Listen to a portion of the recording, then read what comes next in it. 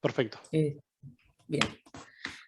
Ok, entonces acá yo tengo figuras que me están mostrando qué pasa cuando tengo flexión y corte. Flexión y corte, ya no despreciamos el corte como veníamos despreciándolo en flexión pura, y empezamos a tener distintos tipos de rotura. Fíjense, ¿se acuerdan de las bielas que habíamos visto cuando vimos reacciones de vínculo, que teníamos un dispositivo de bielas que permitía este, que se moviera la estructura perpendicular a su eje? Bueno, fíjense la rotura de estas dos maderitas cuando tienen justamente una pesa y cómo se rompió. Es decir, una de las piezas medio como que subió, entre comillas, o bajó menos que la otra.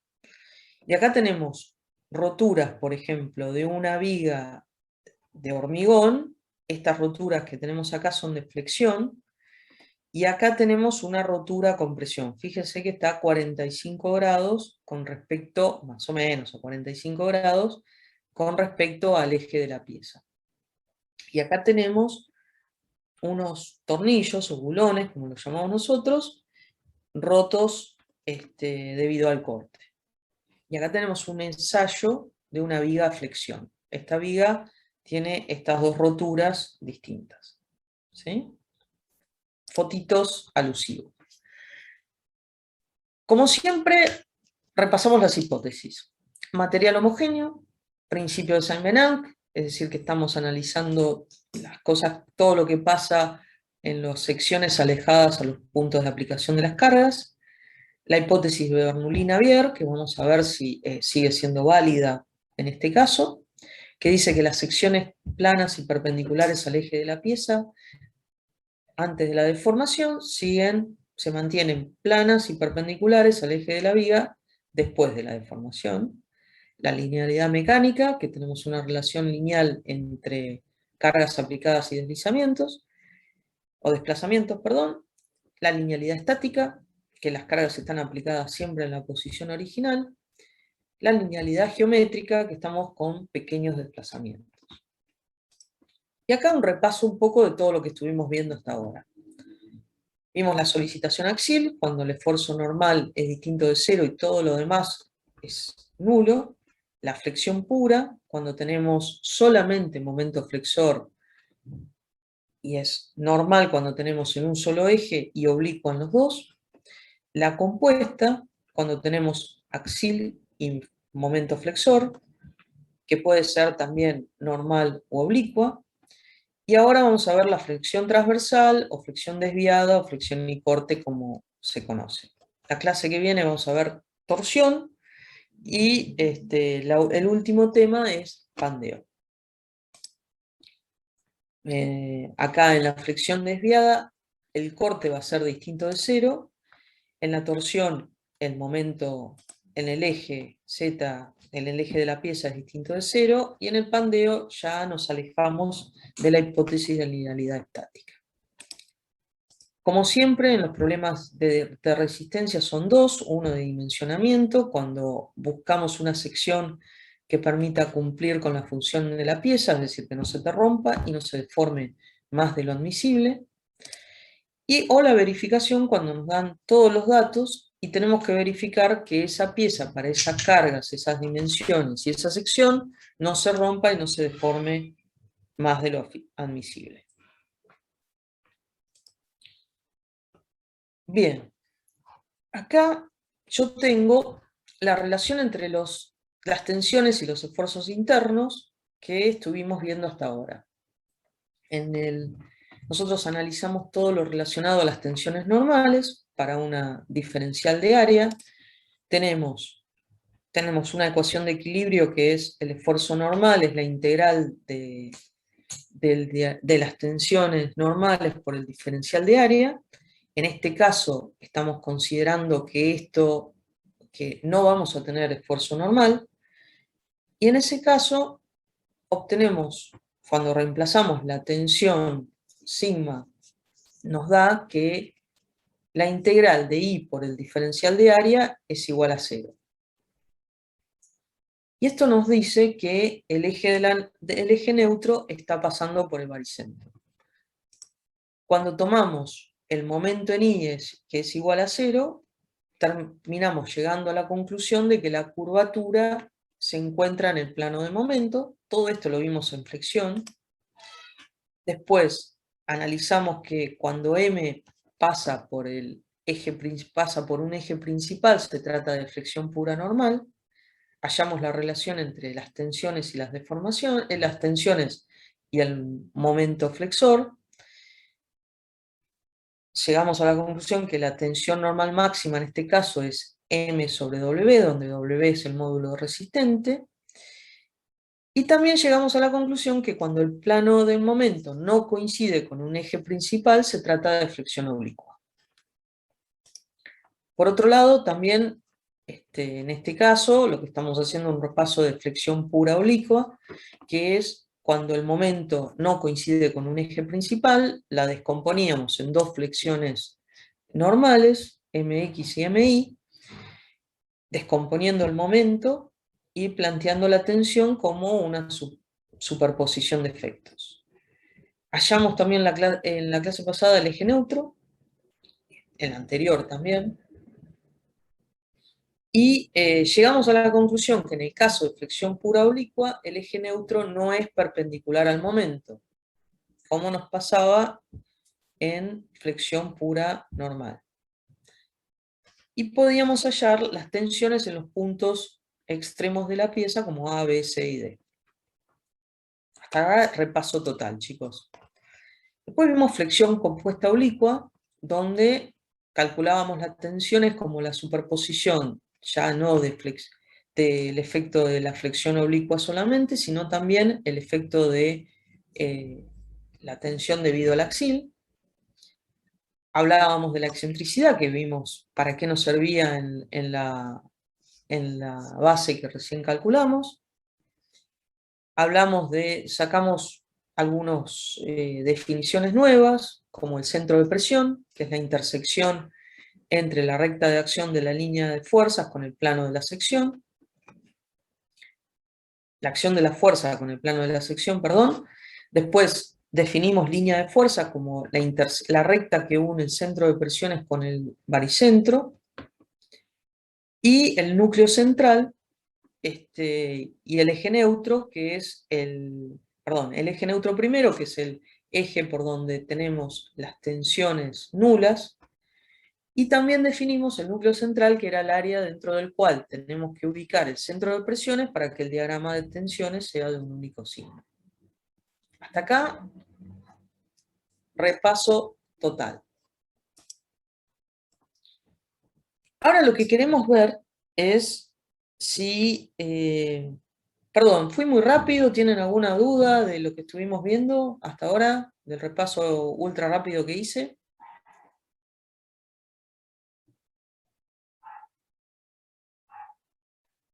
No. ¿No? Ok. Bueno, entonces ahora lo que yo quiero jugar un poco con ustedes es para ver si realmente esa hipótesis de Bernoulli-Navier que nosotros consideramos al principio es válida. ¿Sí? Así que vamos a ver. En este caso, yo tengo el momento flexor por un lado, que es distinto de 0, y además el corte es distinto de 0. ¿Está bien? Las tensiones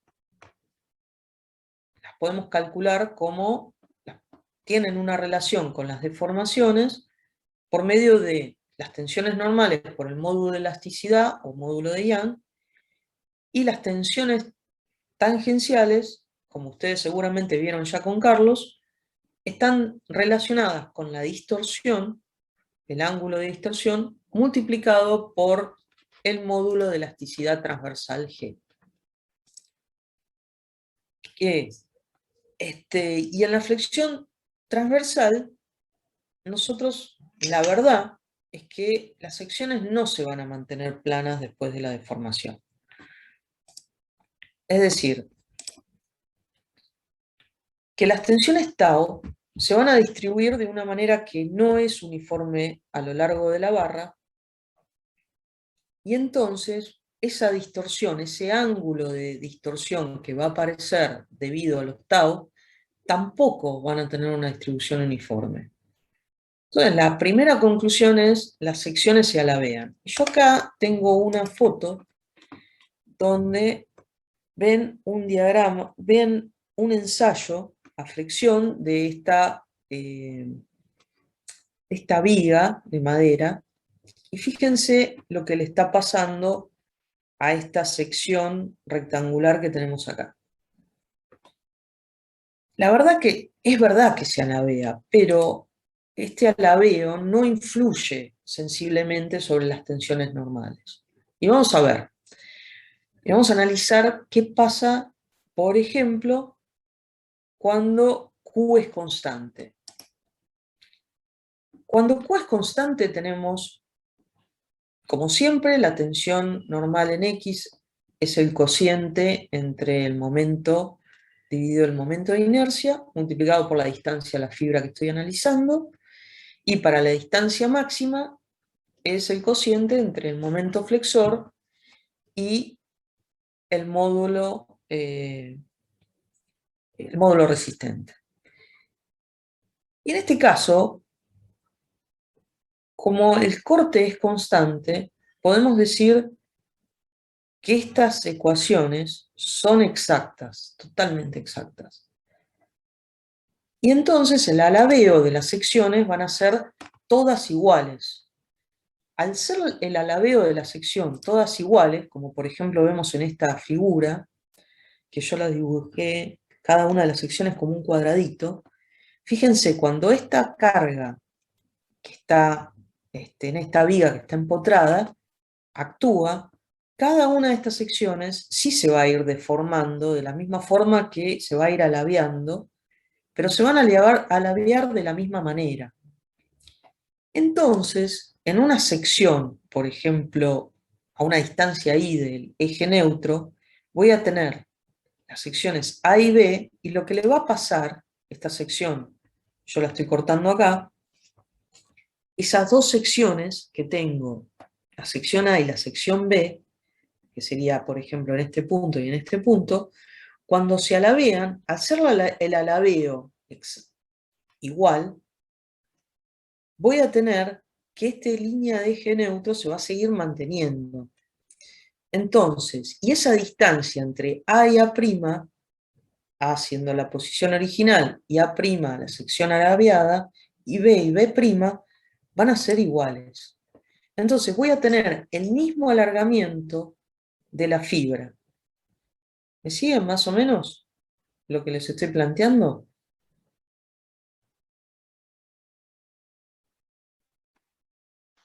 Chicos, ¿se me fueron todos? Sí, no, fue Sí, medio sí. confuso. ¿Cómo lo ven? Más o menos, sí. ¿Más o menos me siguen?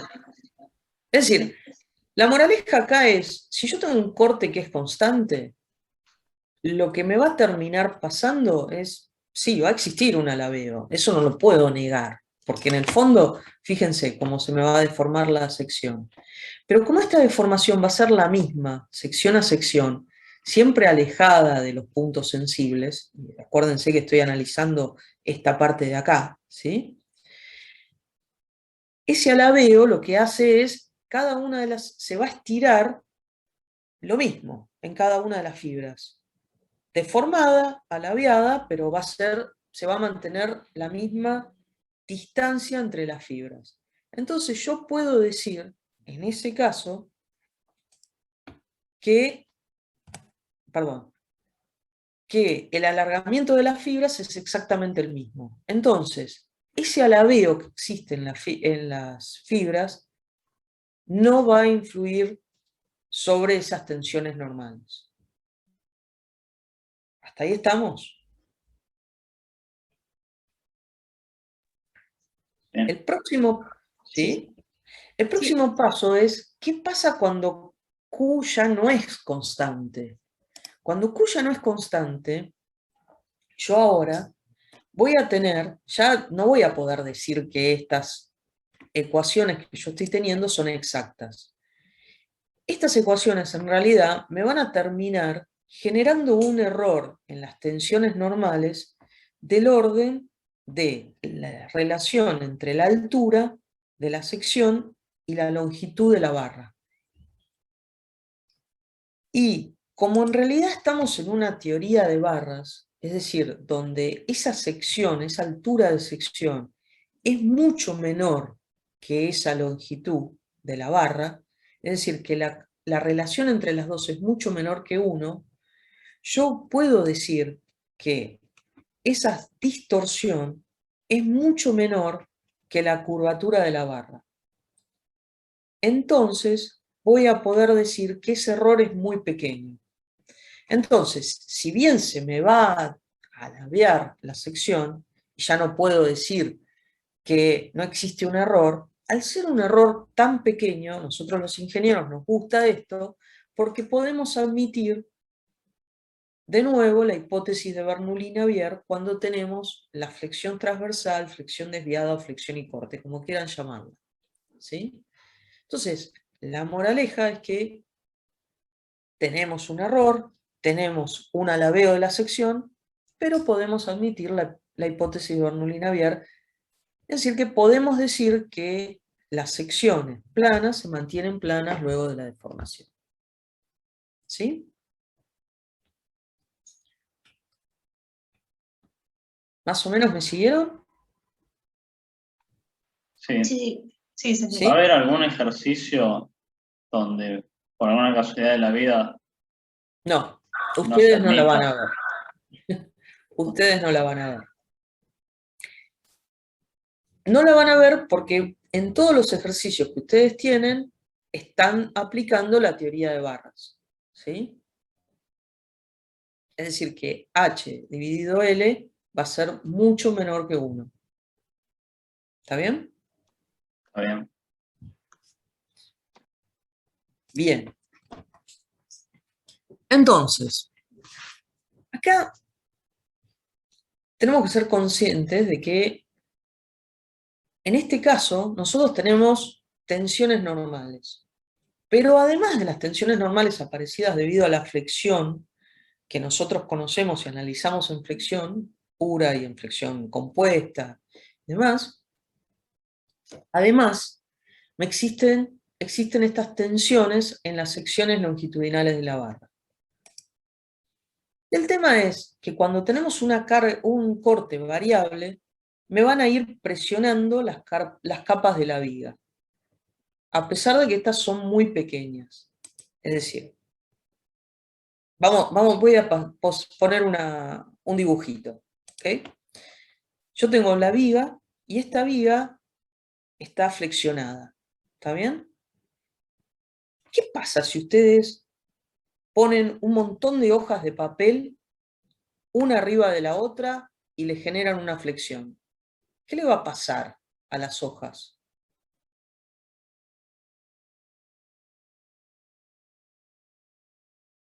Pueden hacer la prueba, ¿eh? Una pila de hojas. Y ustedes agarran y la aplastan, la ponen apoyada en dos extremos y las dos le generan una flexión. ¿Qué les va a pasar a las hojas? ¿Van a estar todas, se van a deformar de la misma manera? ¿O la de arriba se va a deformar mucho más que la de abajo? ¿O al revés? Al revés. Ok. Y entre sí, ¿qué les va a pasar a las hojas?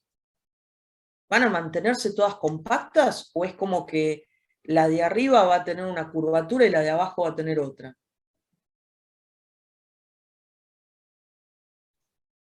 ¿No se van a resbalar las hojas entre sí? Intuitivamente, digo.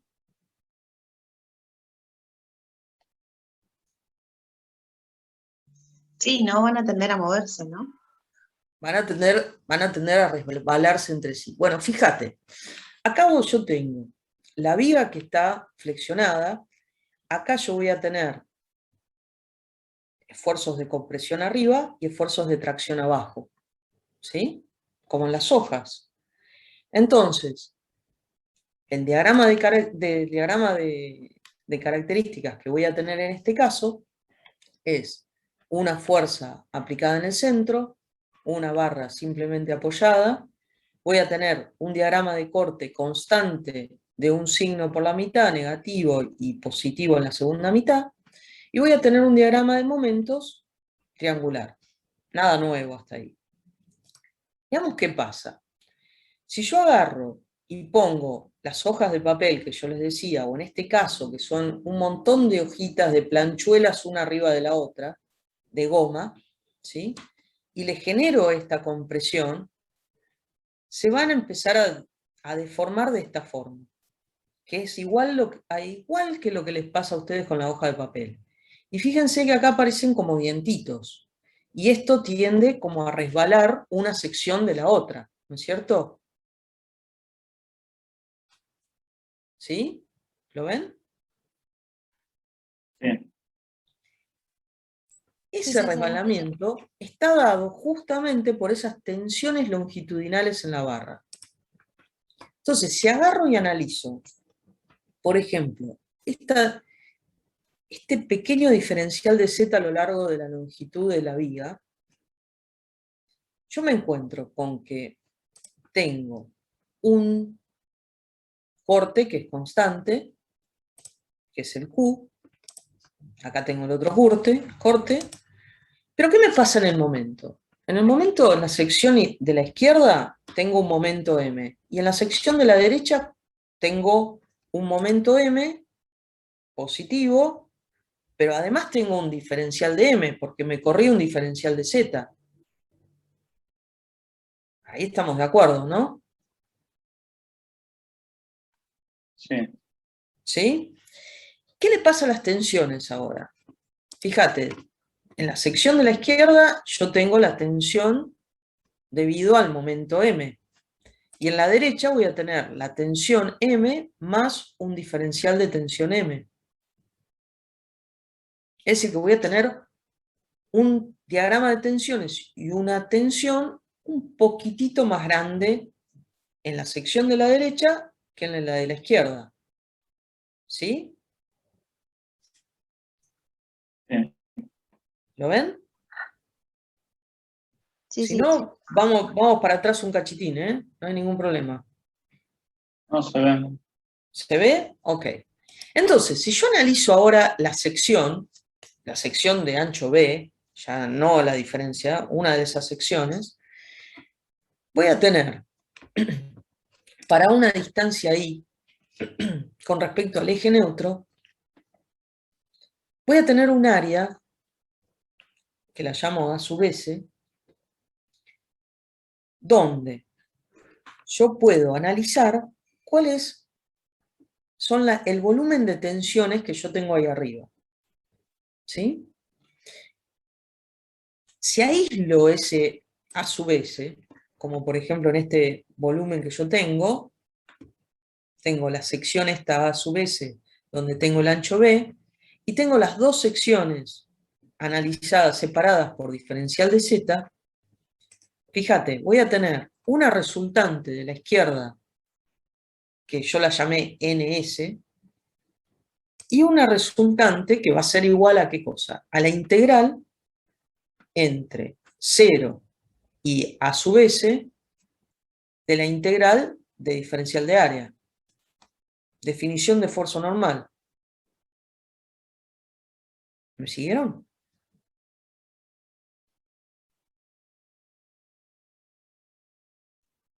Los dejé mudos. No, yo, porque estaba mirando otro lado, me perdí en la parte de la. Che, pero Facu, no tenemos partido hoy. Igual yo no miro fútbol, así que. No, está bien, te estoy cargando. En la sección, en la AS, Sí. miré para otro lado y de la nada apareció el dibujo Ok, tridimensional. repito eso. La de la izquierda, yo tengo las dos secciones separadas por diferencial de Z, los diagramas de tensiones para cada uno. ¿Ok? Entonces, acá abajo yo lo que dije fue, bueno, voy a analizar qué pasa en cada una de esas secciones. ¿Sí? Cada una de esas secciones tiene un ancho B, Y voy a analizar qué pasa en una fibra o en un volumen separado a una distancia I del eje neutro. Y esto es lo que yo dibujé acá en rojo. Es decir, acá yo tengo, en este volumen, tengo las dos secciones de ancho B, separado la diferencial S. ¿Sí, Facundo? ¿Me seguís? Sí, sí. Entonces, del lado izquierdo, vos fíjate que yo tengo este volumen de tensiones que me genera una resultante que es el esfuerzo normal, es el NS que yo estoy llamando NS. Y para calcularlo, puedo calcularlo como la resultante, es decir, la integral de las tensiones normales multiplicado por diferencial de área, que no es ni más ni menos que la definición o la ecuación de equilibrio que tenemos de esfuerzos normales. Está bien. ¿Sí? Ok. Ahora, del otro, y si yo reemplazo la tensión normal por momento dividido el momento de inercia por I, ¿qué es esta integral entre 0 y a su vez de I por diferencial de área? Apelo a su memoria de geometría de las superficies.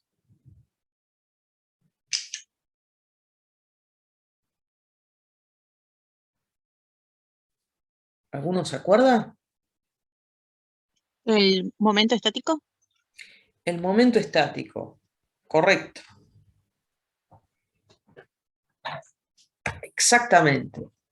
Entonces, podemos decir que la resultante de las tensiones del lado izquierdo va a ser el momento dividido el momento de inercia multiplicado por el momento estático. ¿De qué? De la superficie, de la sección o de la fibra que yo estoy analizando. O como bien lo llamamos, de la superficie que resbala. ¿Está bien? Es el momento estático de esta sección que está en rojo, que yo estoy analizando, ¿sí? No es de toda la sección.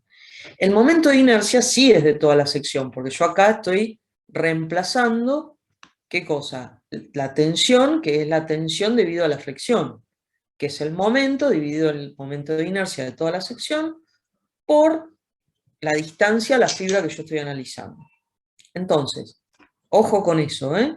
Sx es de la superficie que yo estoy analizando o la superficie que yo estoy analizando, que resbala.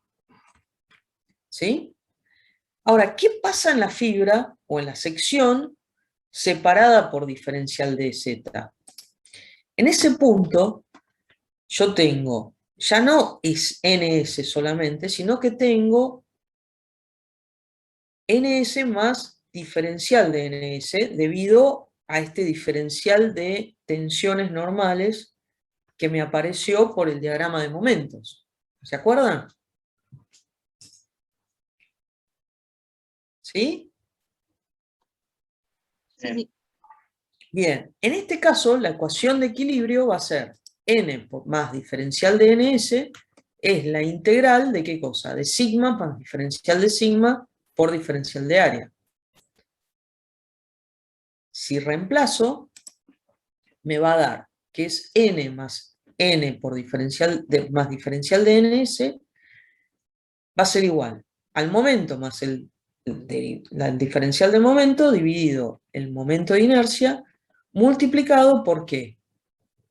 De vuelta me va a dar el momento estático de la sección que resbala, es decir, de la sección en rojo.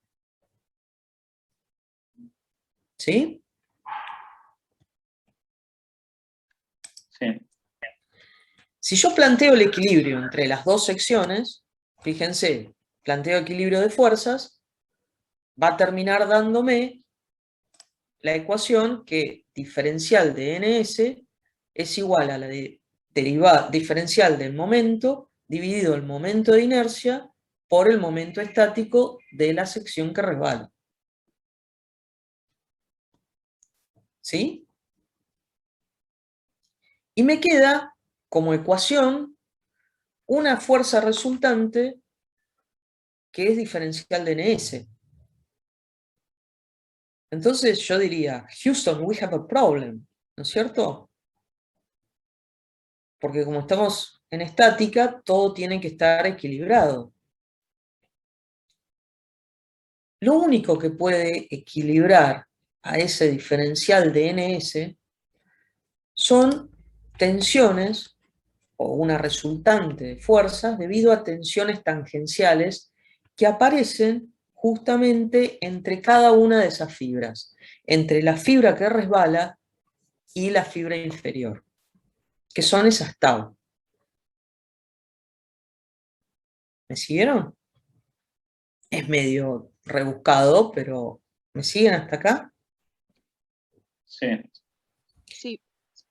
Entonces, yo voy a tener acá una resultante de estas tau en gris que están justamente entre las dos fibras, que va a ser diferencial de T. ¿Sí? Ahora, lo que yo tengo que encontrar es cómo calcular esa diferencial de T. Es decir, esta diferencial de NS tengo que sí o sí equilibrarla con esta fuerza. Y esa fuerza está relacionada con las tensiones tau. ¿Sí? Y fíjense que por Cauchy yo voy a tener las tensiones tau que están en la cara horizontal inferior, ¿sí? Y hay una relación por Cauchy que todas las fuerzas de las tensiones normales concurren o se alejan a una arista que se encuentra a 90 grados. Entonces, por Cauchy voy a tener la relación entre las tau que están actuando en ese plano con las tau que están actuando en el plano vertical. ¿Me siguieron? Sí. Ok. Entonces, yo sé que este diferencial de T va a ser las tau multiplicada por el área de la sección. Es decir, va a ser B multiplicado por diferencial de Z. Esa es una ecuación que yo voy a tener. ¿Sí? Y además, yo sé que tengo que mantener el equilibrio. Es decir, que diferencial de T es igual a diferencial de NS. Planteando el equilibrio de la ecuación, tengo que tau por B por diferencial de Z es igual al diferencial de M por el momento estático de la sección roja, es decir, que resbala, dividido el momento de inercia de toda la sección. Despejo tau y me queda que la derivada de M respecto de Z multiplicado por el momento estático de la sección que resbala dividido el momento de inercia de toda la sección en X, en este caso, dividido el ancho de la sección. En el punto que yo estoy analizando, que es donde resbala la sección. Y les pregunto, esta ecuación, derivada de M respecto de Z, ¿a qué es igual? Al corte. Al corte, correcto. Entonces, puedo decir que tau es igual a Q por el momento estático de la sección que resbala, es decir, donde estoy analizando esa tensión tau, dividido el momento de inercia de toda la sección y dividido el ancho de la sección que yo estoy analizando, P. Esto se llama la fórmula de Juravsky. ¿Sí? O también conocida como queso sobre jabón. ¿Me siguieron de dónde sale toda esta ecuación? Sí. Sí. ¿Sí?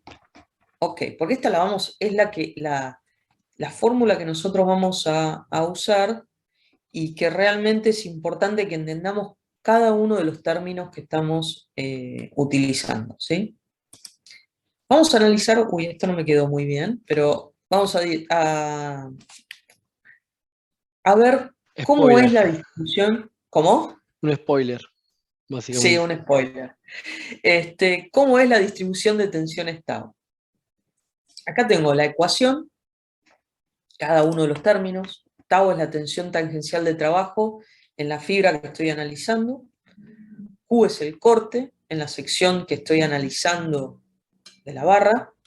El momento estático es el momento estático de la sección que resbala, es decir, en la fibra que estoy analizando. Jx es el momento de inercia con respecto al eje neutro de toda la sección. Y B es el ancho de la sección que resbala. ¿Ok? Para una sección rectangular, fíjense, voy a analizar este punto 1, 1. En este caso, el Q es el de siempre, vale Q siempre, ¿no? El momento estático de la sección que resbala, ¿cuánto vale? 0, 0. ¿Por qué? porque el área es 0. Porque el área es 0, correcto. Entonces, en la sección 1, 1, yo sé que el momento estático, que es el área la podemos calcular como el área de la sección multiplicado por la distancia entre el baricentro de esa sección y el eje neutro, va a valer 0. B, en este caso va a ser este ancho B, y el momento de inercia va a ser el momento de inercia que calculamos en geometría de las superficies, que es base en este caso por altura al cubo dividido 12. ¿Sí? Y vale 0, como el spoiler me está diciendo acá.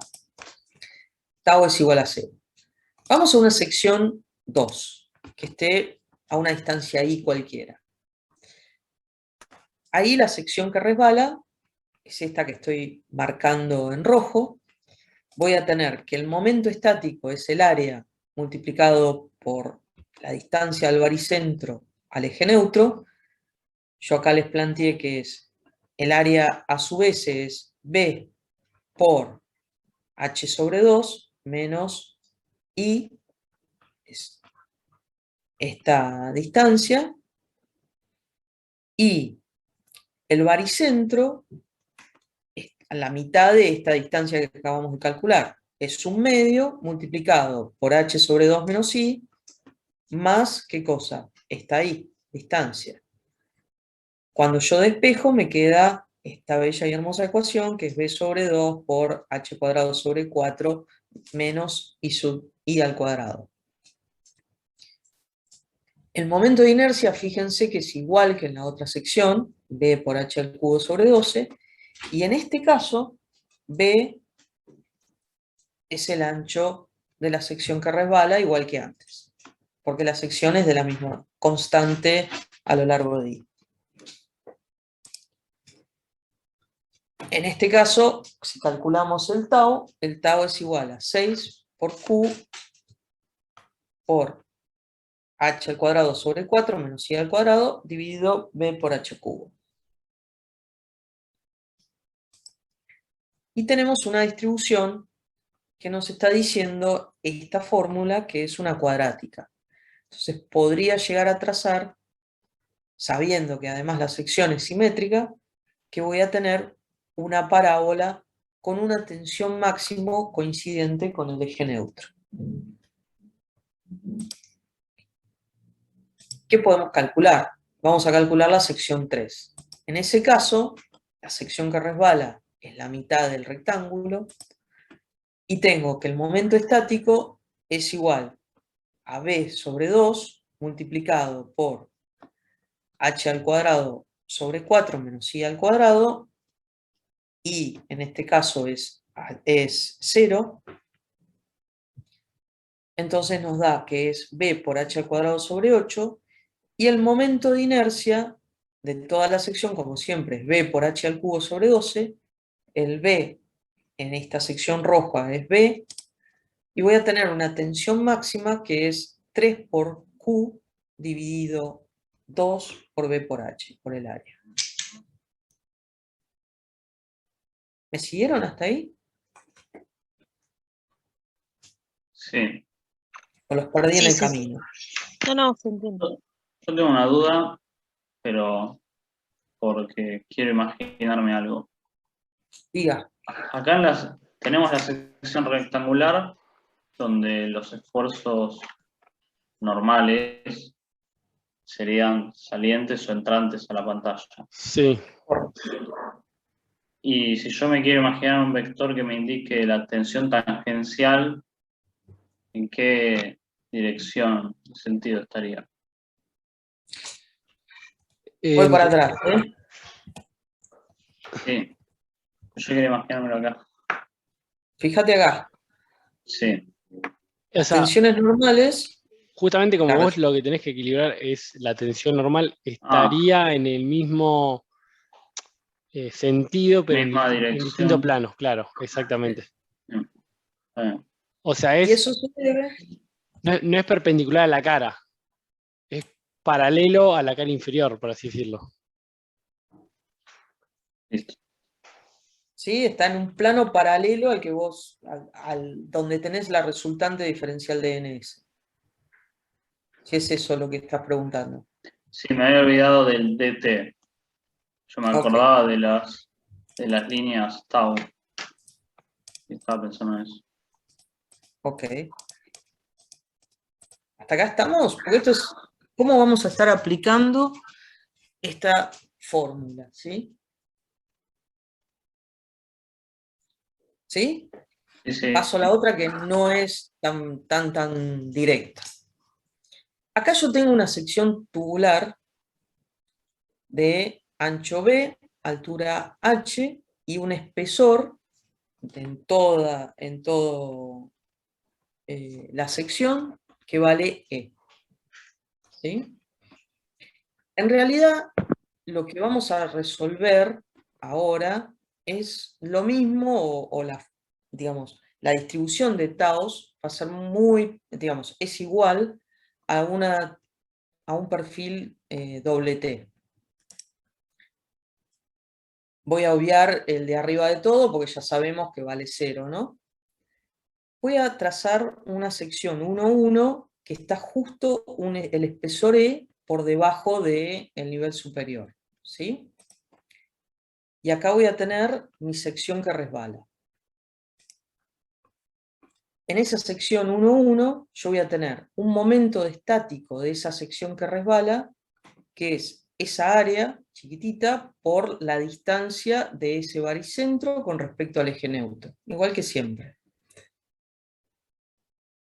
En ese caso me va a dar que es un medio de B por E es la superficie, y la distancia es H sobre 2 menos E sobre 2. De ahí sale la fórmula esta. El momento de inercia puedo calcularlo como el momento de inercia del rectángulo exterior menos el momento de inercia del rectángulo interior. Y me termina dando esta bella y hermosa fórmula, ¿no? Y el ancho B, que esta es la parte interesante, fíjense, coincide con el B grande, ¿sí? Con el ancho de la sección. B es igual a B. Entonces, voy a tener un valor de tau asociado a eso. Calculo la sección, pero un cachitito más abajo, ¿sí? En ese caso, voy a tener la sección, el momento estático, perdón, va a ser lo mismo, si lo considero un infinitésimo más abajo. El momento de inercia va a ser igual, porque es de toda la sección, pero el ancho B va a ser 2 veces el espesor. Estoy un infinitésimo más abajo del borde de esa parte superior. ¿Me siguieron? ¿Cuál va a ser más grande? ¿La tensión en la sección 1 o en la sección 2?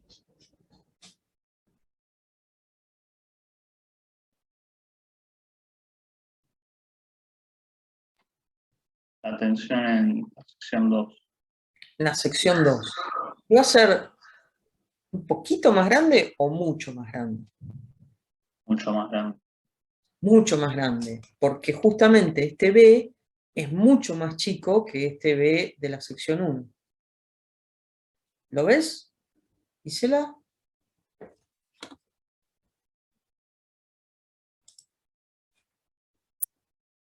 Gisela. Sí, lo veo. No, lo que pasa que, ¿de dónde sale en un medio en el área? Ok. Me quedé No, trabada ahí. el área sigue siendo, el área es B por E. Sí, y ¿Sí? el un medio que está adelante. El un medio es porque la distancia del baricentro es un medio, porque la altura de este borde superior es h sobre 2, ¿sí? Y lo que le tengo que restar para llegar al baricentro es e sobre 2. Ah, ok. Claro, es el baricentro también de la sección. Es el baricentro de esta sección roja con respecto al eje neutro. Claro, quizás Ah, ok. si el medio estaría dividiendo directamente el H menos C, capaz sería más Sí, directo. Sí, Pero si se no sé por qué entendió, joya. Sí, porque yo pensaba que se tomaba desde la línea roja hasta el baricentro, pero no, es el baricentro de la sección hasta el baricentro de la otra sección. Es siempre al hasta el baricentro, eje neutro, ¿no? claro. Hasta el eje Sí, neutro. perdón, eje neutro. Y siempre lo consideramos el eje neutro al baricentro. Sí, Ok, listo. Gracias. Sí, y lo otro sí, lo entendí. Entendí por qué era más grande. bien, perfecto. Perdón, Bueno, ¿por qué lo consideramos el baricentro? Porque justamente las tensiones de corte se dan a los delta. Y los delta los tenemos en las tensiones normales debidas al momento. Entonces, el eje neutro de esos delta va a estar en el baricentro de sección. Ok, sí, bien. gracias. Ok, ¿qué pasa en la sección 3? En esta sección 3 yo voy a tener toda esta sección roja, ¿sí? Entonces, el momento estático, primero tengo que calcular el baricentro de esta sección, que los calculé con esta fórmula. Planteo el momento estático como el área de toda esta sección multiplicado por este I sub G, que me da esta super fórmula. El momento de inercia se mantiene igual, y el B es 2 veces el espesor. Entonces, con esto puedo trazar, como además sabemos es una variación de segundo orden, tenemos una pequeña variación de tensión hasta el borde superior, después tenemos un salto y después tenemos un aumento de las tensiones hasta llegar a la tensión máxima que está en el baricentro de esta sección. Es simétrica, así que lo planteo, el diagrama también va a ser simétrico. ¿Me siguieron hasta acá? Sí. Good. Entonces, ¿les parece hacer un ejercicio o están demasiado quemados?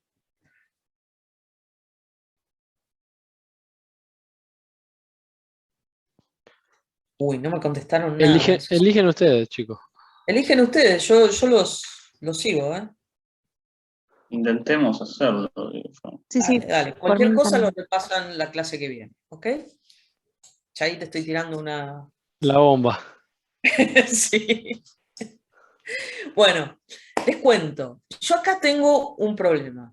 Tengo que dimensionar una ménsula de madera. Me llamaron de la obra y me dicen, che, tengo que dimensionar esta ménsula de madera. ¿Me decís qué sección de madera le pongo, qué tirante le pongo de madera? Pero bueno, ok. La carga es sencillo, es una pavada, es una ménsula de 1 metro de longitud, está empotrada en una punta y tengo 150 kilos de carga en el extremo. Bueno, me fijo a ver cuánto es la tensión de la madera que tienen. La tensión admisible normal es de 66 kilos por centímetro cuadrado y el tau admisible es de 8.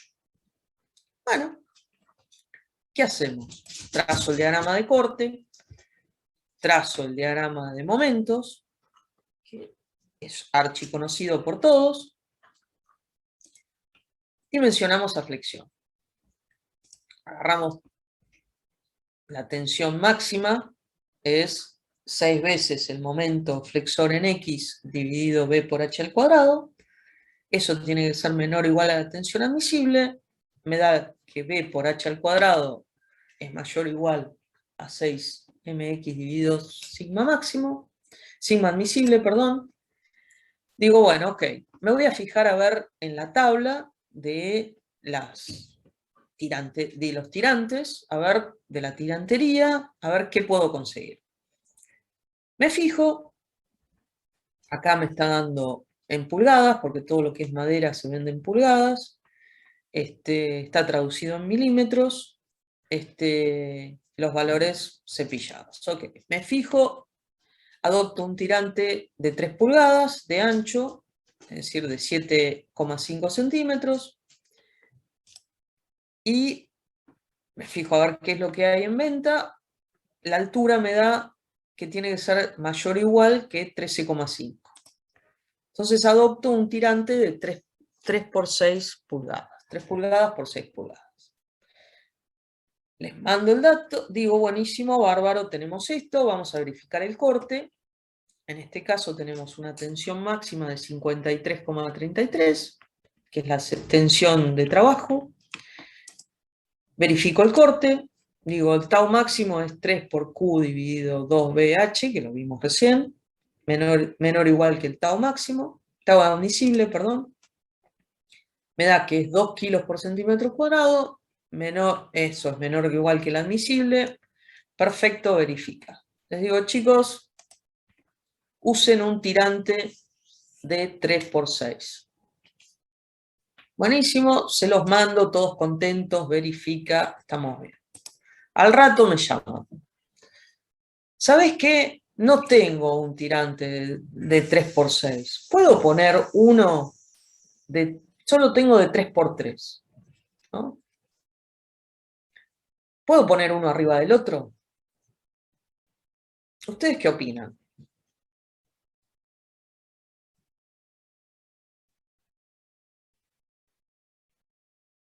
¿Va a verificar o no va a verificar?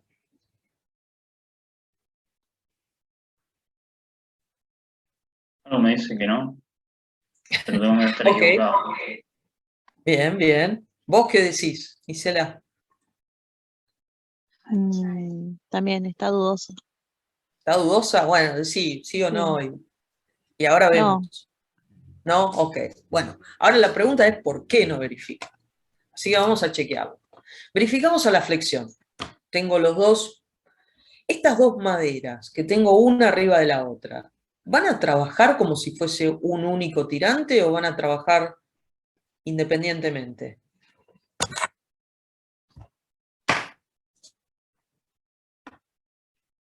¿Ustedes qué opinan?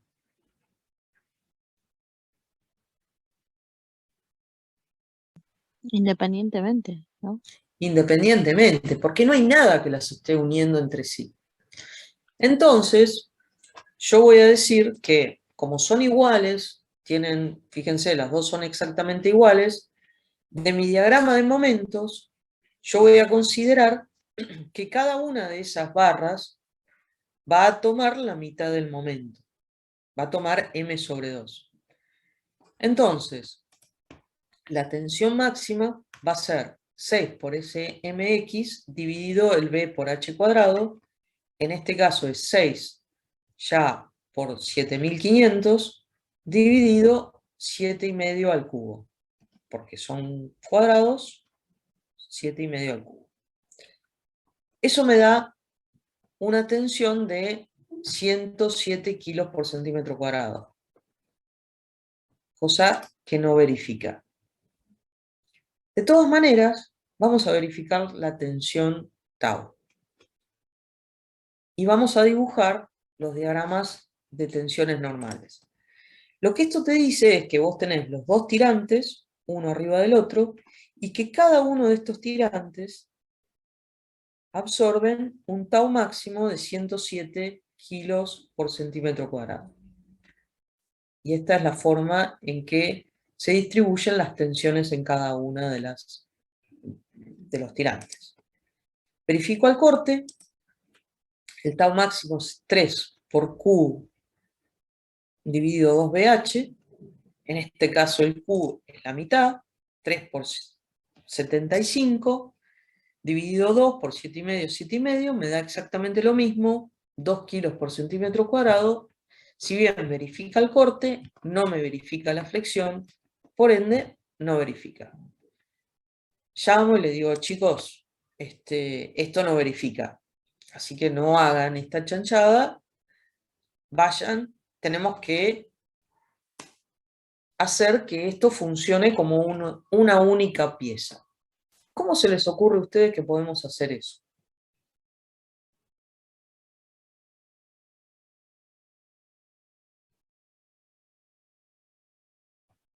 ¿Alguna sugerencia?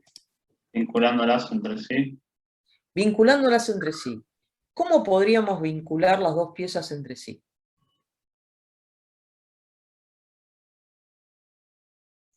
Atornillar. Con un tornillo, con un bulón. Ok, vale. Viste que los civiles también tenemos palabras así medio raras. Bueno, acá lo vamos a vincular por medio de en este caso es una varilla roscada unida arriba y abajo, puede ser un bulón también que la atraviesa. El tema es, nosotros vamos a tener que definir o bien el diámetro y además también definir un poco cuál es la separación, porque tampoco puedo poner un bulón o un tornillo al lado del otro, ¿no? Entonces ahí vamos a tener que analizar qué es lo que pasa con ese bulón o ese tornillo. Entonces, averiguamos cuál es la tensión del tornillo admisible o del perno admisible, ya todos los nombres, ¿no? Bulón, perno, todo igual, los llamamos exactamente igual. Pasador. Pasador, y bueno, esa tensión de corte admisible es de 1400. ¿Por qué me interesa el tau nada más de ese bulón? De perno, o como quieran llamarlo. Porque, ¿cómo se puede romper ese tornillo, ese perno?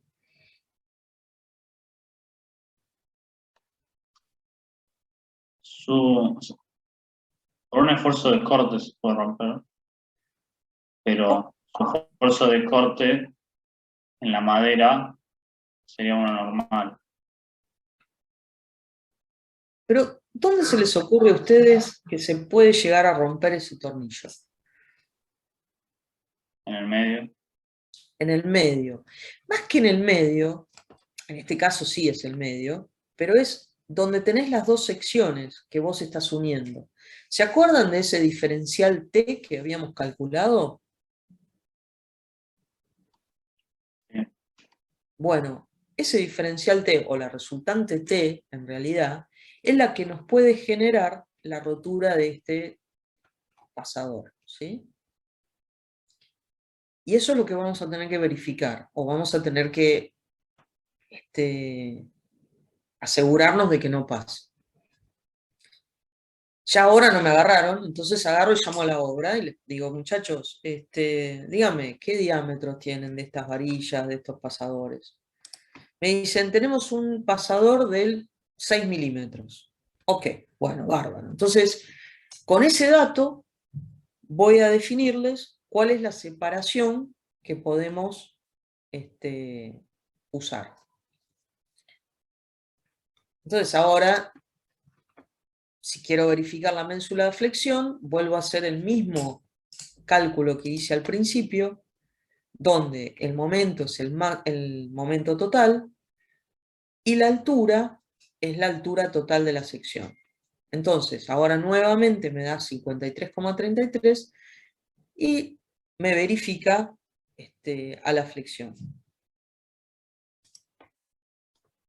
Es el mismo diagrama de tensiones que usamos antes, y acto seguido verifico la ménsula del corte. El tau máximo, verifico la ménsula como si fuese una única pieza de madera, y me da de vuelta 2 kilos por centímetro cuadrado, como al principio del ejercicio cuando habíamos elegido el tirante de 3×6. Trazo el diagrama de corte y tengo el tau máximo que es de 2 kilos por centímetro cuadrado. Hasta ahí, nada nuevo. Ahora lo que tengo que hacer es verificar, o mejor dicho, definir qué separación tengo que adoptar para los pernos. Y acá calculo esa fuerza T. Esa fuerza T, acuérdense que es la tensión tau, que está actuando entre las dos piezas, multiplicada por ¿qué? Por el ancho de la sección, por el B. ¿Por qué? Por esa distancia, esa área que está entre medio de los dos pernos. Es decir, esa separación SP. En este caso el tau ya lo sabemos porque es 2 kilos por centímetro cuadrados. El B lo tenemos, que es el ancho B, el de 3 pulgadas. Y lo único que me falta es calcular ese SP. Entonces, yo sé que el tau del perno es ¿qué cosa? Esa fuerza T máxima que tengo que soportar, dividida el área del perno. Esa fuerza T del perno es 2 por 7,5. 2 por 7,5, el área del perno es 4 pi por diámetro al cuadrado dividido 4, y eso tiene que ser menor o igual a ¿qué cosa? Al tau del perno admisible, que nos daban de 1400 kilos por centímetro cuadrado. ¿Me siguieron hasta ahí? Sí. ¿Sí? Gisela.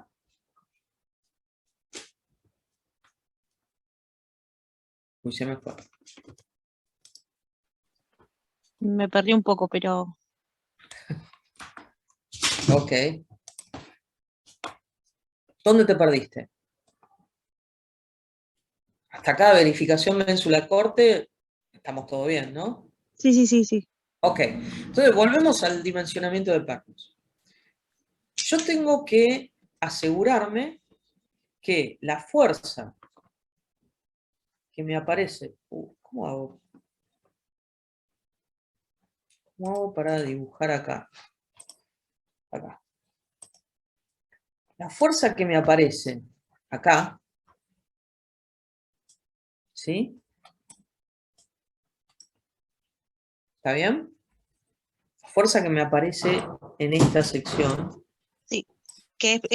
O sea, planteamos esa porque nosotros decimos que ahí puede que se rompa. Es que ahí es el lugar más crítico para que se rompa, porque es la unión entre las dos piezas, ¿sí? Okay. Si en vez de 3 pulgadas esto tuviese 2 pulgadas y el otro 4, tendría que igual analizarlo en ese lugar de 2 pulgadas. En la unión. La unión entre las dos, porque es justo Claro. donde la sección resbala. Ok. ¿Sí? Entonces, ¿qué hago? Calculo esa fuerza T sub P. Entonces, digo, esa fuerza T sub P está dada en realidad, ¿hizo, no? Vamos a ver. Yo acá calculo la mitad de las dos, voy a tener la separación SP, y voy a tener la resultante de este espacio, ¿sí? De la fuerza T sub P que aparece entre medio de cada uno de los pernos, ¿sí? Eso va a ser el tau máximo que yo tengo que soportar en esa sección, multiplicado por ¿qué? Por este ancho, es decir, por esta superficie. ¿Te acordás? Porque esto viene así en 3D. Entonces, la fuerza T sub P está así. Es multiplicado por el ancho por la separación entre los dos pernos. ¿Más o menos? Sí, sí, ¿Sí? sí. Bien. Entonces, ese es el cómo calculo T sub P. ¿Y qué sé? Que el tau del perno, es decir, lo que tiene que resistir ese perno, tiene que ser menor o igual que el tau admisible, lo que soporta el perno por el material. El tau del perno va a ser igual el cociente de esa fuerza T sub P, ¿sí?, dividido el área del perno. ¿Sí? Sí, sí. Y eso menor o igual que el tau admisible. Esto me Ah, ok, da ok. que la separación entre los pernos tiene que ser de 26,4 centímetros. ¿Sí? Como los civiles Sí. siempre adoptamos cosas en múltiplos de 5 para que nadie se equivoque en la obra, adopto una separación de 25 centímetros. ¿Sí? Ok. Estos, o sea, cuando nos piden dimensionar pernos y eso, siempre lo planteamos a la fuerza T sub P de esa forma. O sea, tipo, multiplicar por la profundidad y eso.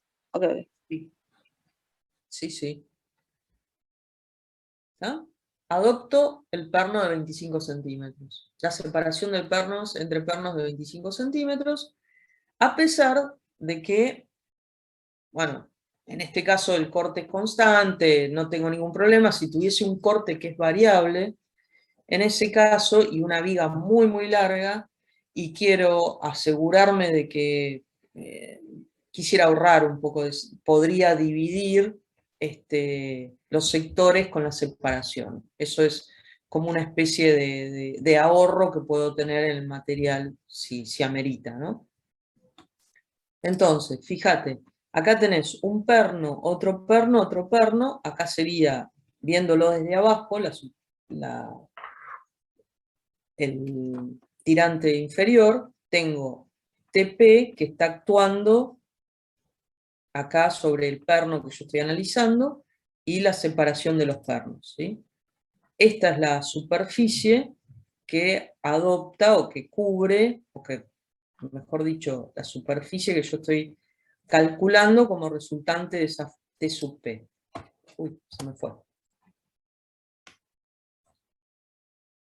Que es igual T sub P por P por por el producto entre la separación de la distancia de separación entre pernos.